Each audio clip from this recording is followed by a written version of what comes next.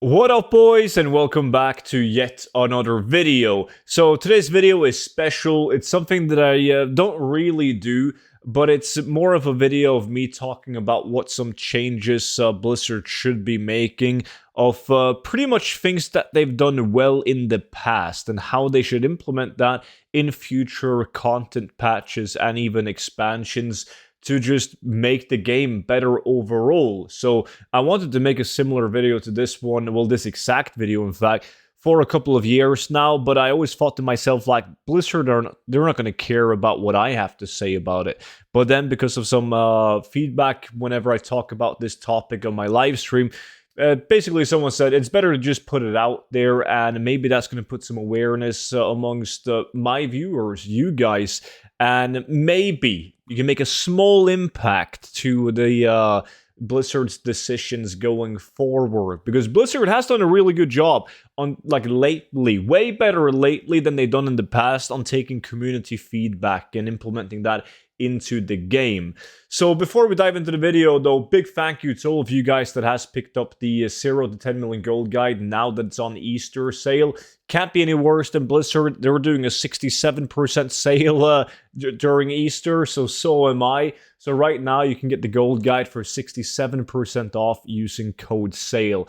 And it's so cool to see so many of you guys pick it up. I really do appreciate it. And if you're afraid that this is going to be some kind of outdated guide, then trust me, this book has been out for 2.5 years. And the people that bought the book 2.5 years ago are still getting every single update that I do to the book for free. And so will you for the lifetime of WoW. So whenever there's a new patch or a new expansion, you will receive the latest version sent directly to your email for free. So don't forget to use the discount code SALE. Now, what I want to talk about is, for some people that have been watching my content, you might think that I'm only looking at this from a gold maker's view, right? Because I think that Blizzard can do a way better job at adding collectible items into the open world that is tradable.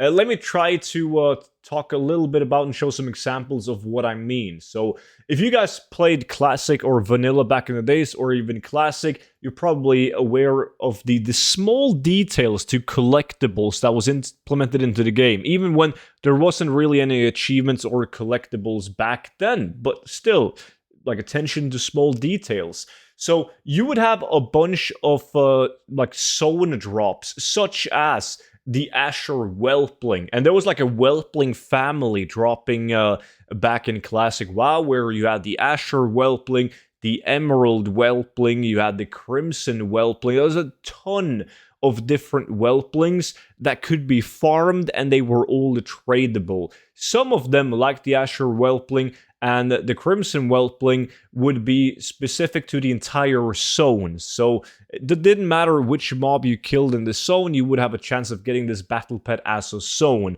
Now, there was also mob-specific items like Emerald Whelpling that would drop from killing specific mob types. And the reason why I think this is so good is because you have those collectors that will just spend time grinding out these battle pets because they want them for their own collection. And then you have the gold farmers that farms them and sell it to the people that cannot be arsed to farm for them themselves, but they still want them to be collected. And it's just a nice way of implementing like more gameplay, more reason to log into the game to do content that never runs out of date. It helps with inflation. And let's face it, like, it can't really take that much time. Like, just put one dev on the job of adding battle pets, in this example, to some mob types in the game. And it wasn't only Whelplings. I mean, you had other zone-specific battle pets like the Black Tabby Cat, right? That was one other example, is the Sprite Darter Egg, which drops in from any mob in Feralas. If you went to STV, you could get, like, the Parrot Cage Macaw.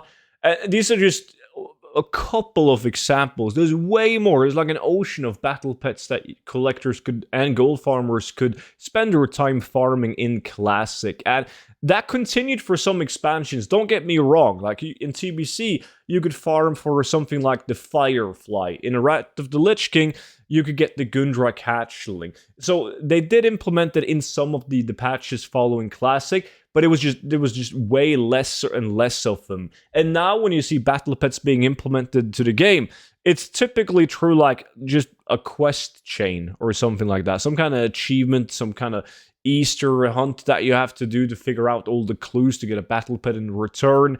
And it doesn't really feel the same. It doesn't consume as much of your time, which might seem like a good thing, but I think that a lot of people playing an MMO, they like to grind towards something specific, and it feels really rewarding when they finally do get it. Now, battle pets is just one of the thing that I think Blizzard should focus more on, and let's look at it. Like in Dragonflight, for instance, why can't we have the orange Fey Darter? Like this one is the same design as the Sprite Darter hatchlings, but they added new designs in Dragonflight. So why can't we get the spectral Fey Darter as a zone drop in the Azure Span? Like, wouldn't take much time to add that into the game. Or the orange one. Similar to the Whelplings, why can't we get these small Veil Wing models to drop? You could have one of these dropping in each zone in Dragonflight, just be a zone-specific one or from the specific mob types. It would be a blast. Like the frogs as well, they could be from specific colored frogs in each of the zones. They could be zone drops. You have a Cloud Serpent, which obviously that's not a good example, but you have these bears that could be zone-specific drops to the Azure Span or from a specific bear mob. And the list goes on. There's a ton of really cool potential battle pets that Blizzard could add for collectors to go out after and just farm for these bad boys. And then you have another example of something like mounts. Like, everyone loves mounts, right? Everyone, like all collectors wants mounts. They don't care if they have to spend the time or gold in order to get it. So I think that BFA was one of the best expansions for gold making because it had BOE epics, which was great. Even the people that didn't normally gold farm grinded in the open world to get BOE epics because they need to go for consumables, or they just wanted the BOE epics so they can progress in a raid. And then you also had like one mount that could drop in each zone. So you would have something like the Capture Dune Scavenger or the Blood Feaster or the Goldmane Reigns. These are still valid gold farms today. People still do these farms. So some people do it to make gold. Some people do it just because they want to add the mount into their collection. And this is a great example of something similar to Classic, where you just had, instead of saying this mount drops from this mob, well, you can get it from every single humanoid in this entire zone. So it was a lot of fun just testing out different farms, spent a lot of time on that. And a lot of people that joined my groups in order to get these mounts, they actually used the mount themselves, right? And the people that farms the mounts in order to sell it, they're going to please whoever buys them out of the auction house. And from Blizzard's perspective, they're going to sell WoW tokens. Let's face it. Like, the people that cannot be arsed to farm the mounts themselves, they're either buying a WoW token so they can afford the mount, or they're making gold in some other way, right? And then they invest that gold into, or use that gold in order to buy the mounts. But I think, like, these should be, at least, I'm obviously not a game dev, right? But, like, you'd think that these wouldn't be too hard to implement into the game. Now, don't get me wrong. Blizzard is doing a lot of other, like, interesting things with cosmetic items dropping from specific mobs and so on.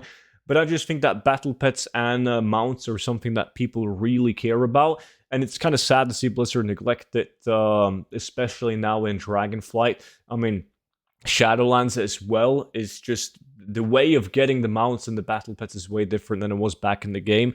And I have never once, I've played the game since vanilla, and I've never ever heard someone complain about the battle pets being a 1 in 1,000% chance of dropping from said mob, right? I've never heard anyone said anything negative about the zone specific mounts in BFA. Never. Everyone absolutely loved them. And we have nothing like that. Like, we do have some ways of getting mounts in in Shadowland, in Dragonflight, but it involves something like getting different meats, handing them to a dude, getting a mount in return. It doesn't feel as rewarding because you can spend like a couple thousand gold in the auctions, buy the meat, give it to the dude, get the mount in return. You can buy a magma shell for like a couple thousand, 2,000 gold, and then hand it into the frog dude, get the snail mount thingy in return.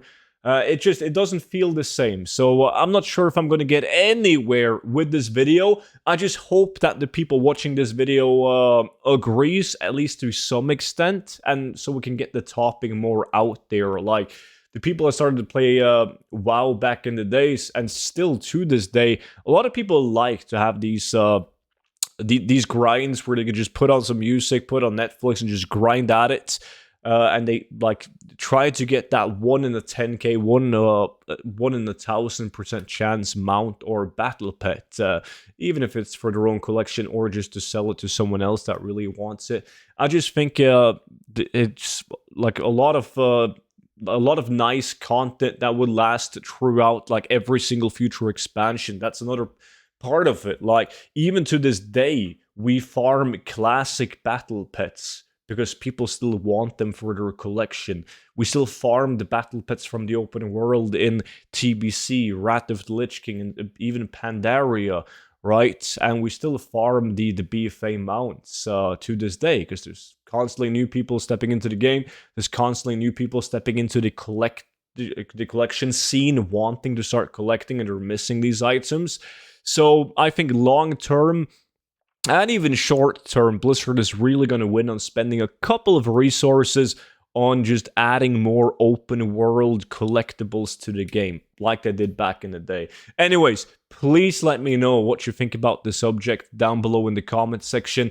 And don't forget to snatch the 0 to 10 million gold guide now that you can get it on sale for 67% off using the discount code SALE. But until then, thank you so much for watching. Subscribe to the channel if you found this video interesting, and I will see all of you guys back in at tomorrow's video. But until then, bye-bye.